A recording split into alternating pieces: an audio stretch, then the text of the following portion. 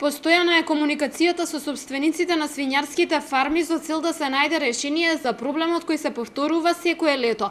Ова го изјави градоначалникот Шадиев одговарајќи на новинарско прашање за тоа што ќе превземат надлежните кога се работи за секојдневното ширење на непријатна миризба во градот.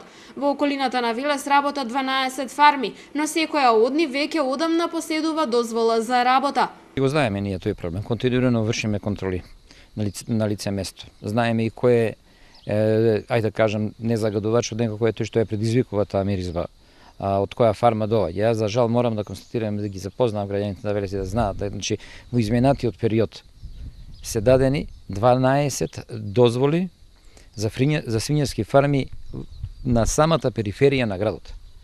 Многу скоро ќе се соочиме со тој проблем и во центарот на градот, и стариот дел на градот. Бидејќи луѓето ги имаат извадено, добиено, не знам како, не знам кој ги потпишал, сите тие потребни документи, дури имаат некои користено кредити од европски пари, значи имаат комплетна документација. Локацијата каде се изградени овие фарми го создава проблемот. Дел од нив се многу близу до градот. Инспекцијските служби, вели Шадиев, се постојано на терен и општината ќе се обиде да го надмине проблемот кој се повторува секоја година. Повторно ќе разговараме.